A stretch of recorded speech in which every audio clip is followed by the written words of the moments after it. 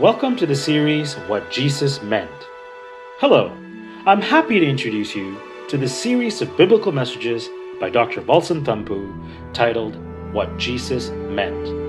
As the title suggests, here is an attempt to unveil the deeper dimensions of Jesus' teachings. But being a Christian is not a requirement for viewing them. Jesus is presented here as the light of the world and not as the icon of a religion. Valson is a voice heard with attention as a teacher, thinker, author, and preacher in Christian and secular contexts in India for over 4 decades. He teaches as one excited about the contemporary relevance of Jesus' spiritual vision. Through these video messages, he offers the fragrance of a fresh understanding of what it means to be Christian. This is a study series without academic rigors. For best results, viewers need to pursue the trail of thought to the end as a learning and unlearning experience. We hope you enjoy. Welcome to the series What Jesus Meant. In the last 2 sessions, we have been looking at the temptations that Jesus faced in the wilderness immediately after he was baptized by John the Baptist in the River Jordan. Today, we focus our attention on the second of the 3 temptations, the temptation in which Jesus is led to the top of the temple by Satan, and they are asked to jump down from there, trusting on the promises of God that he will prevent you from being destroyed. And you see that in the 4th chapter of the Gospel according to St. Matthew, verses 5 to 7. Let me read those 3 verses. Then the devil took Jesus to the holy city and had him stand on the highest point of the temple. If you are the Son of God, he said, throw yourself down, for it is written, and he's quoting from the 91st Psalm, verses 11 and 12, for it is written, he will command his angels concerning you, and they will lift you up in their hands, so that you will not strike your foot against a stone. Jesus answered him, it is also written, do not put the Lord your God to test. So this is simple. This is the temptation. Now, let me introduce my theme by marking a very important insight into an aspect of spirituality about which we need to be particularly clear, especially in these days. A very major, critically important issue in spirituality is how do we deal with the magical element in the sphere of religion? Now, those of us who have bothered to read a little bit on the sociology and anthropology of religion, I don't consider that to be essential in order to participate in this process, but if you have, then you will very readily see that religion has always existed and will continue to exist, mixed up with the magical, the miraculous. And to the extent that it does so, and this is a point that Immanuel Kant argued very well in his book, Religion Within the Limits of Reason Alone. It came at the fag end of the 18th century. Immanuel Kant's main insight in that book is that obsession with the magical and the miraculous suppresses the development of the ethical sense in human beings. And as far as Kant is concerned, the main purpose of religion is to nurture the ethical sense in human beings. And this is something that Mahatma Gandhi, in his autobiography titled The Story of My Experiments with Truth, readily endorses. In fact, he is emphatic in saying that the only valuable element in religion is the ethical sense. And everything else, especially the ritualistic, the magic, the miraculous, he says is absolutely of no value. So I'm just mentioning this as 2 important indicators to the problem that I'm trying to address here. So the essence of the second temptation that Jesus faces is the temptation either to succumb or rather the temptation to succumb or the opportunity to transcend the magical and the miraculous and to move in the direction of developing the ethical sensitivity, the ethical responsibility of human beings. So, if you look at human nature, instinct in human nature is the inclination towards the magical and the miraculous. And to that extent, there is also an aversion, at least an indifference, to developing the ethical sense, the ethical responsibilities. So, unlike religion, spirituality is a continuous struggle against these aberrations inherent in human nature. What is this religious aberration? The aberration to prefer the miraculous and the magical above everything else.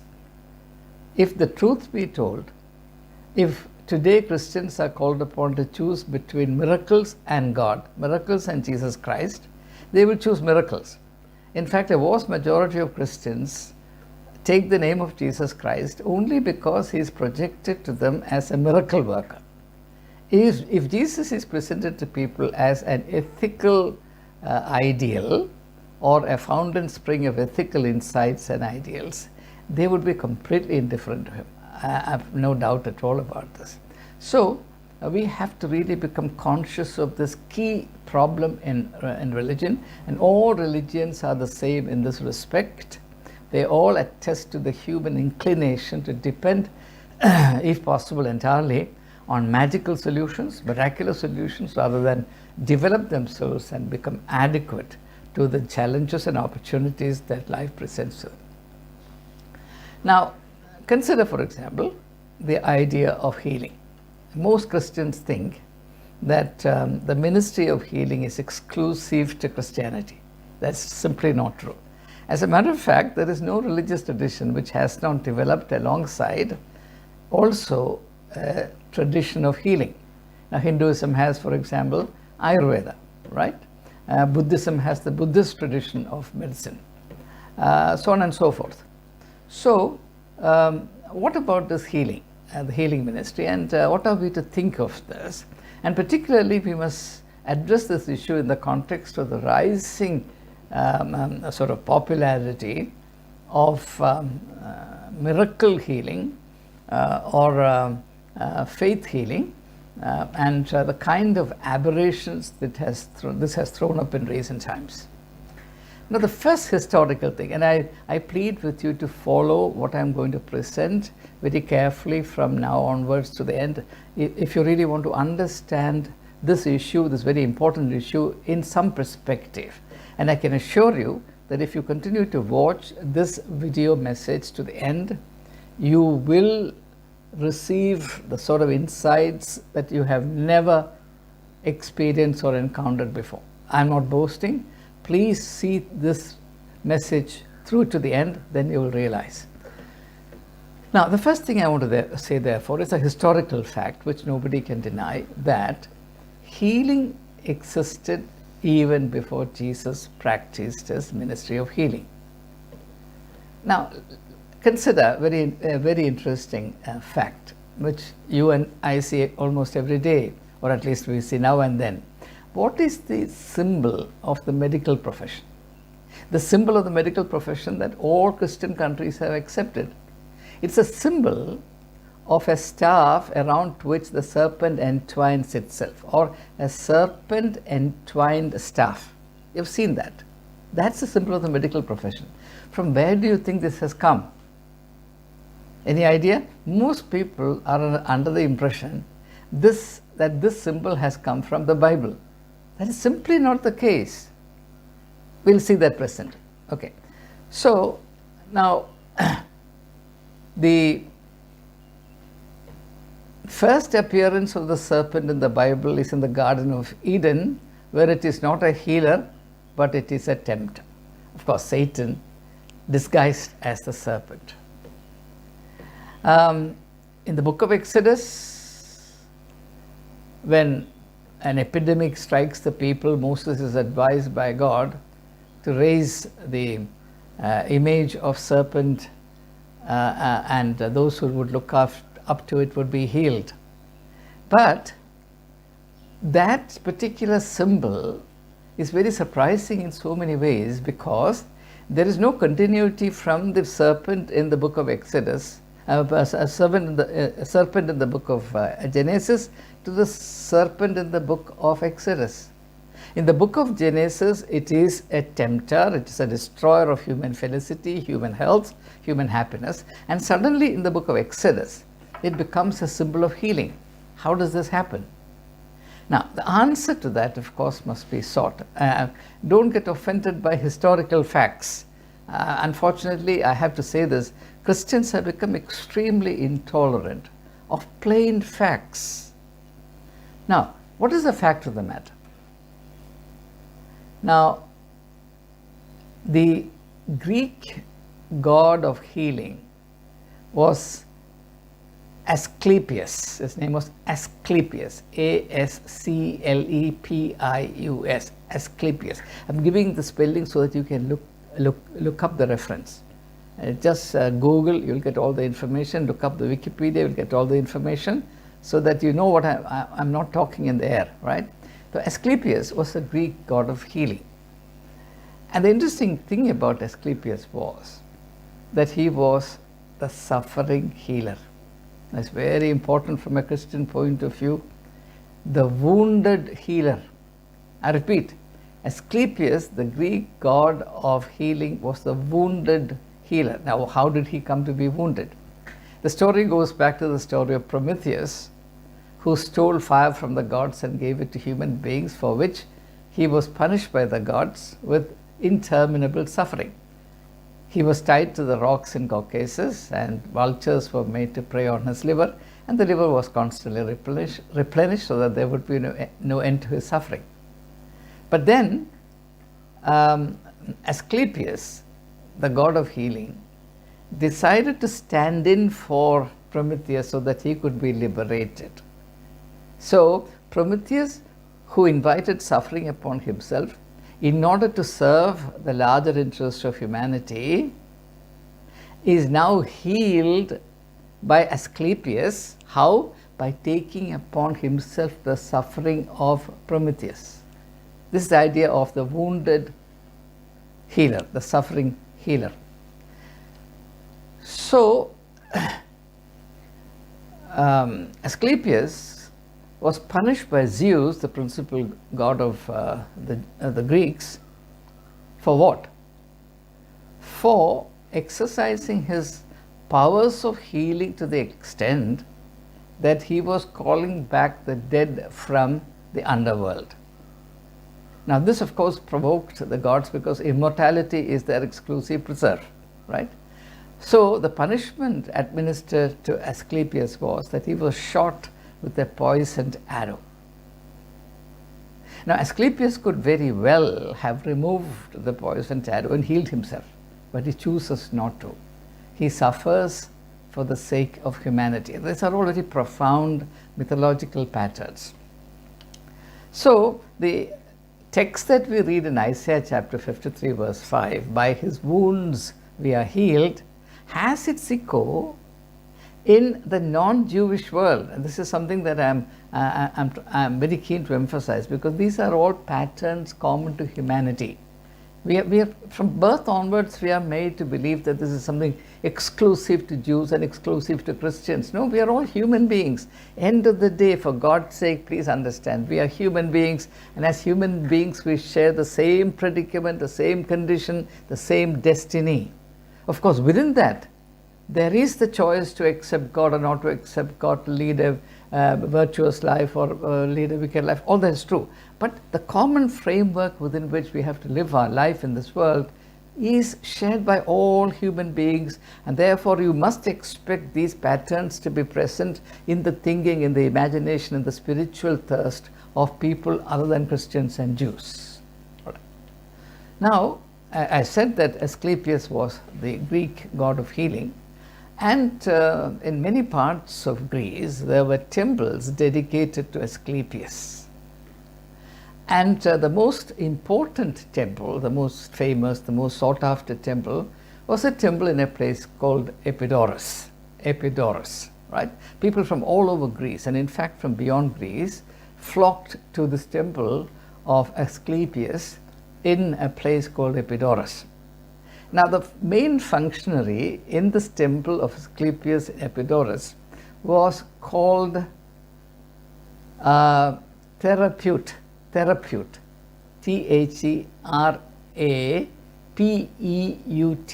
Therepeute. It is from this word therapeute that the word therapy or therapist developed. So it's a word of Greek origin. Now, what was the function of the therapeute? All this will become extremely relevant to the interpretation of the second temptation that Jesus faced. That's why I'm introducing this. I'm not wasting your time, as you'll presently see. The main function of the therapeute was to lead the suffering person, the patient, to a bare room in the temple of Asclepius in Epidaurus, and that room had at the center of it a platform made of stone. And the suffering person, the patient, would be left there all by himself. And interestingly, all around that platform there would be serpents crawling. Why? Because according to the Greeks, the serpents symbolized the power of suffering as well as healing, death as well as rebirth. And interestingly, the serpent was also recognized as a symbol of wisdom. Now you understand why in the Genesis story Satan assumes the garb of a serpent, because serpent was the symbol of wisdom in the world all around. So it certainly helps to know this wider background. Christians have been kept ignorant about these things, so much so we are terribly deficient in our understanding. So now there upon the stony platform, the suffering patient would be left alone. With that, the work of the therapeute ended for the time being, and the suffering patient remained there for some time. He was alone with his dreams and his God. That's how they said, alone with his dreams and his God. Now, the idea was that in that state of aloneness, or in that state of being all by himself, the patient would enter into a state of being a co-worker with God in his own healing. In other words, no other human being participated in that process. It was strictly between the suffering patient and God. And God appeared to him, the God of healing, which is Asclepius. God appeared to him through his dreams. That's why dreams are very important. By the way, in psychoanalysis, particularly the branch developed by Freud and even more by Carl Jung, the interpretation of dreams plays a very important role. Now, the root of that goes into the story, Greek mythology, right? So, when after a few days, the therapeute visited the patient who has been remaining alone there all the while, he would check on the patient and find out if he has had a dream. And if in that dream, Asclepius, the healing God, the God of healing, appeared to the patient, then that was taken as an episode in healing. It was assumed that the patient was healed, and in fact, that powerful belief helped people. Many were healed in the process. Now,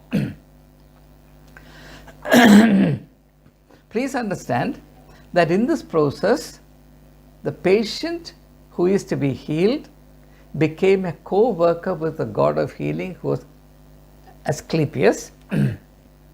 And thereafter, the patient was brought out and a ceremony was organized. And in that ceremony, praises were sung to the healing power of Asclepius. Secondly, a cockerel was offered in sacrifice to God Asclepius. Third thing was, And this is all very significant in our times. This healed patient was made to share his testimony with others. Can you believe? That's exactly what's happening today, right? Healing in the faith healing in our midst is incomplete without personal testimonies. Where do you think this originated? It originated among the Greeks. I dare say no Christian in Kerala knows this. And we think that it's a very profound, exclusive Christian thing. Bearing witness, bearing witness. It was done by the Greeks to their god Asclepius, who was regarded as the god of healing. So, anyway, there is a lot to be said about these things, but for want of time, I'm going to conclude this. Now, let's look at the second temptation. As I said a short while ago, that the second temptation is all about dealing with the very strong entrenched presence of the magical and the miraculous in the domain of religion, because that's the foremost issue in religion.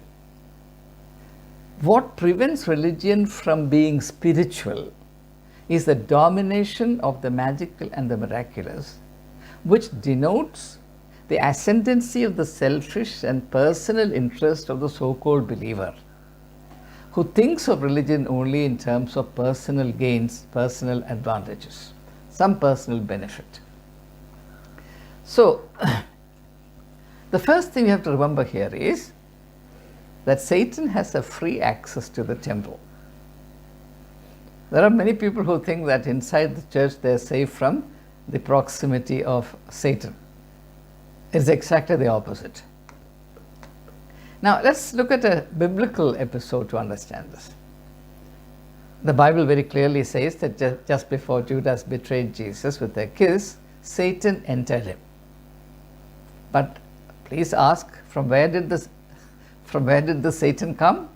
It came from the church. The church of the times. After all, it was the high priest who corrupted Judas. So where did the satanic originate? It did not originate in Judas, it originated in the high priest. So consider another instance. In the Gospel according to St. Mark chapter 1, Jesus goes into a synagogue there to worship on the Sabbath day. And who was sitting there? A man with an evil spirit. So the evil spirit feels perfectly at home inside a place of worship, church, synagogue, whatever. So it is a duty that we have, given all this scriptural information, to expect deception in church life. You cannot have any religious life in any form without deception at work in it. This is the irreducible element in religion, namely deception. All right. Now, Satan is the symbol of deception. He is not what he seems. He is the father of lies, father of falsehood. His chief feature is reflected in religion, and therefore in religion you must expect the subversion of truth, which is the essence of crucifixion. When Jesus was tried before Caiaphas, the high priest, not before Pontius Pilate, who was a secular judge. When Jesus was tried before Caiaphas, the high priest, he was tried with the help of false witnesses. Jesus, the truth, is put on trial by the high priest with the help of false witness. What more do you want to be convinced that there is a strong presence of untruth, of falsehood, of deception in the domain of religion? So, the interesting thing about how the satanic operates must now be understood. The satanic often presents itself as the savior, or at least a helper. It is under the guise of helping you or under the guise of wanting to do the ultimate good that Satan comes to seduce you. We have that pattern already present in the Garden of Eden. How did Satan come and tempt Eve? By pretending to do maximum good to her. If you do what I say, your eyes will open and you will become like God. Can you imagine a higher good than this? So Satan becomes now the savior. So that is how the satanic element always works. And this is very important to understand the healing ministry that happens today. Many people who put on the garb of your saviors, your helpers, your healers may well be diabolic. So it is by pretending to help you that these diabolic elements deceive and exploit you. Now, there are only two possibilities for human beings. One is to seek and obey the will of God, and the other is to make God obey us. Very clear? Either we obey God or we make God obey us. And the second temptation, which is the religious temptation, that's why I'm saying all this, providing all this background. The second temptation is all about making God obey us. Satan wants Jesus to obey him, right? So, if you look at the purpose behind the magical element in religion, all magical elements have one thing in common, and that is they claim or they pretend to have the power to force God to do man's bidding. You go to the practitioners of magic only because you believe that he has the power to force God to act in a manner that benefits you, act in a manner favorable to you. Okay? So the purpose in practicing magic is pure and simple. It is to force God to do our bidding. At the same time, we will pray, thy will be done. Now, this is a kind of contradiction that we need to become aware of. And this temptation, the second temptation, the religious temptation of Jesus Christ, or the second temptation which has religion for its setting, invites us, in fact urges us, I would say even compels us to confront this glaring contradiction in the heart of religion. Now, let's again look at second temptation a little more closely. What is Satan here trying to do? Satan is here tempting Jesus to force the hand of God. Now, let's make it very clear. See, it is Satan who takes Jesus to the top of the temple. The will of God is not consulted in going up and reaching the pinnacle. And from there, Jesus has to jump down. And as he jumps down, now God must take care of it. This is exactly the pattern in the world. In our life, we do what we want, and when the consequences get out of hand, we call upon God and say, God, don't you hear my prayers? Don't you have mercy on me? Don't you see that I'm perishing, right? Now, this is the pattern in religion. Spirituality, on the other hand, is a discipline of seeking the will of God before we make the first move. And to make sure that every move, that every step that we take is in consonance with God's will for us. Whereas religion is about doing what you want, and then when the consequences begin to threaten you, you suddenly remember that there is someone called God, and since you can't now turn to God, you go to God-men who you believe have the power to arm twist God into favoring you. And this is a kind of abominable falsehood, disgusting, ghastly falsehood that bristles in the heart of religion. And it's high time that we realized it. So in this, notice that because it's a religious temptation, Satan certainly will quote the scripture. So he quotes from Psalm 91 verses 11 and 12, and it's like this: he will command his angels concerning you, and they will lift you up in their hands so that you will not strike your foot against a stone. If you jump from the top of the temple premises are all paved with stone, so what will happen? The law of nature says you will come crashing down and you will break like a freshly laid egg. But Satan says, don't you worry. After all, there is God's promise for you. God has promised to make sure that your foot does not strike against a stone. So he will take care of you. Now, look at the pattern. The pattern is that God doesn't matter when you go up the mountain. God matters only when you fall down, and when the force of gravity pulls you down, then God must pull you up. And this kind of absurdity. It exists and it actually thrives in religion. For the most part, this is the sum and substance of the religiosity that we practice. So, high time we realize that our worship is mostly magical. We only inform God about our will under the guise of worship. We package our whims and fancies in the form of prayer. We never see God's will. We never even give a moment of break. We never even pause to hear what God has to say to us. If you look at the dynamics of prayer, you will laugh, because it's all the time you're inflicting your words on God. There's not a moment, there's not a microsecond during which you pause and find out if God wants to say something to you. And then, of course, you also say that prayer is a dialogue with God, right? That also is a definition of our prayer, right? This is a very good definition of dialogue, that only you talk and the other person must be bludgeoned into silence, right?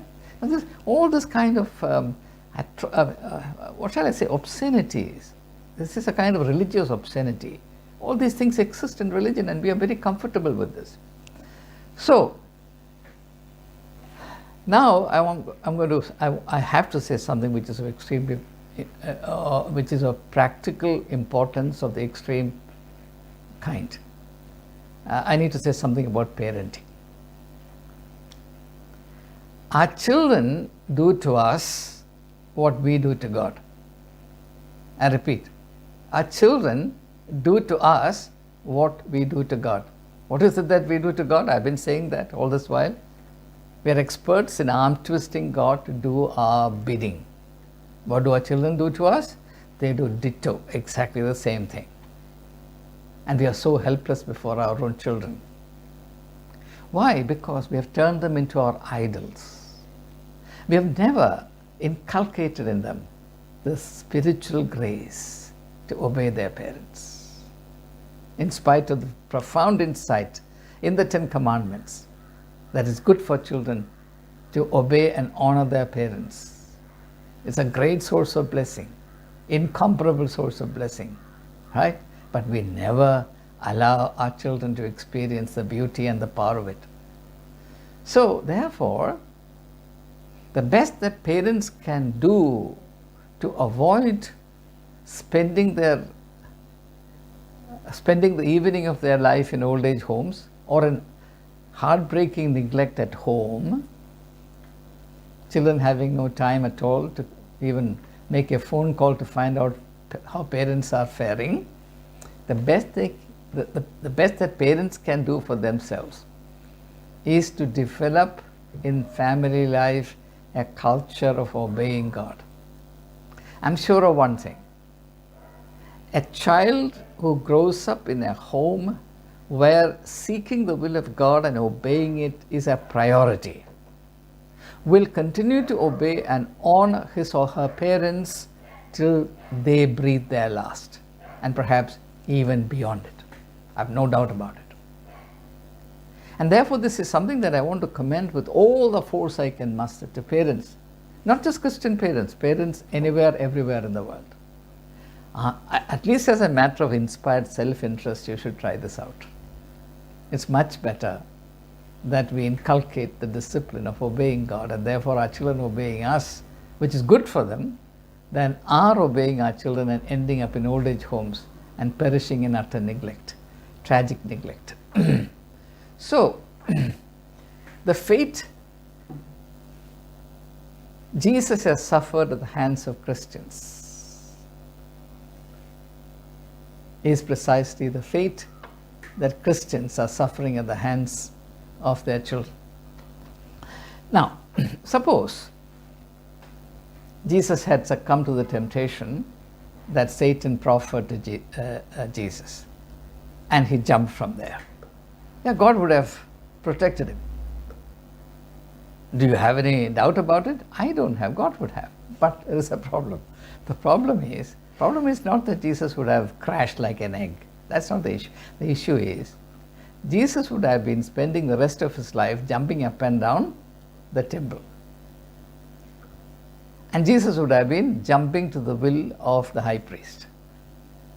And unfortunately, that is what Jesus has to do even today. We make Jesus jump up and down to suit our will, right?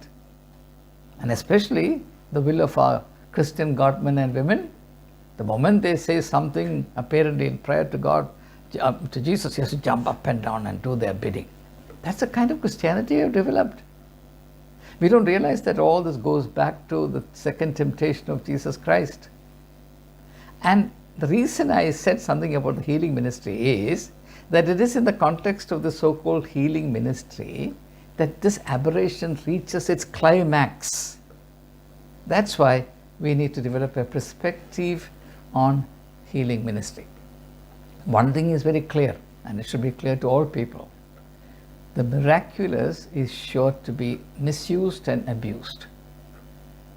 Miracles are no solution. Miraculous healing is no solution. Jesus raised Lazarus from the dead. Is he alive today? He died. It's not a solution. It's at best a temporary relief.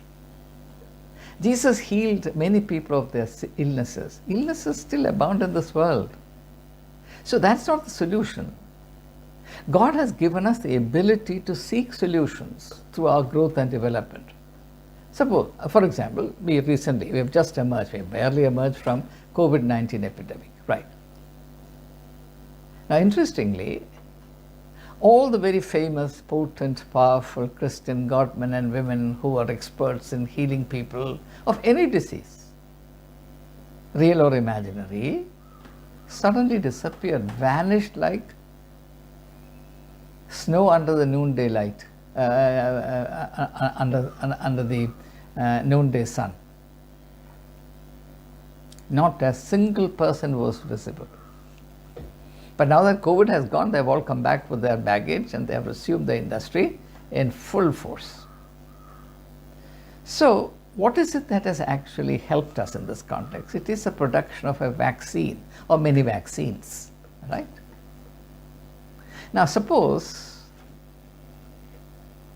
there is a miracle healer, a genuine miracle healer, say in Kerala, who can protect you from or heal you of the COVID-19 infection. How many people can he help? 100? 1,000? 10,000? 100,000? Is that a solution or is that the solution? No. Vaccine is the solution because it can help 8 billion people. And when that is available, why belittle it?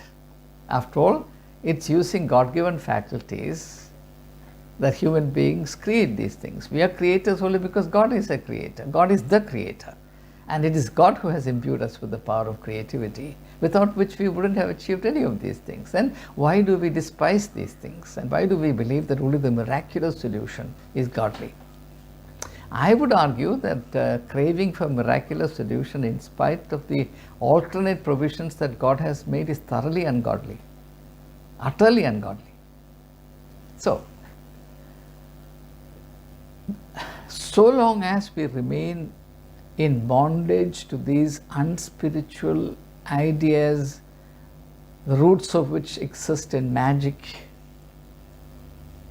we shall not even begin to be Christians. Now let's take an instance from the New Testament. Let's take the most glaring example, most obvious example of Saint Paul. Paul suffered from a particular condition, and he sort of describes it as the thorn in my flesh. He says, 3 times I prayed to God to deliver me from this affliction, and 3 times I got the answer, my grace is sufficient for you. What is the meaning of that witness? The meaning is this: it is necessary for Paul to be in that state of suffering, for him to continue to be spiritually disciplined, so that he remains true and faithful to the work, the mission God has given to him. It's very important. You read that text, you'll see it very clearly. It is God's way of ensuring that Paul remains an authentic bearer of the good news. That's why God says, my grace is sufficient to you. It proves to be sufficient. After all, the thorn in his flesh did not in any way incapacitate him. Look at the amazing amount of work he did. Much more than 100 people would, or 1,000 people would. It was good for Paul that he had the thorn in the flesh. Thorn in the flesh is actually best understood as a metaphor of the wounded healer, the unhealing wound, which makes you a healer. In fact, the profound spiritual mystery is that the power of healing is contained within the suffering itself. I repeat, the power of healing exists only within the suffering. For example, when our body is wounded, the body suddenly concentrates all its power of healing upon the site of the injury. The body does not borrow it from outside. The body develops what we call the immune system. Now, after you get an infection, you become immune to it. The body develops the capacity. From where has the body developed the capacity? The body has developed the capacity from the infection itself. That's a paradox I'm trying to refer to. That is, the power of healing can emerge only from the suffering of that particular condition. And if anyone comes and suggests you that I have a solution to your problem which is unrelated to your predicament, that person is a deceiver. And those who trust him will be deceived, and they deserve to be deceived. So this is also the mystery of the cross. The cross heals because it is a symbol of the wounded healer. But the cross is also the invitation to all of us to relate to our suffering in an attitude of positivity and the vitality of the faith, believing firmly that even as we are wounded, we are also given the grace to endure that wounded existence in such a manner that the power to heal also emerges from the same thing. In complete contrast to all this is the way that Satan suggests in religion. Shut your eyes to all of this, get addicted to the idea that only miraculous, magical solutions are relevant. Run after the miracle workers of your times, these dishonest, devious, deceptive, unconscionable merchants of miracle healing, not one of them who can help themselves. You make a beeline to be cheated and fooled and your pocket picked by them, in spite of the fact that thousands and thousands are routinely cheated and fooled, robbed of their money.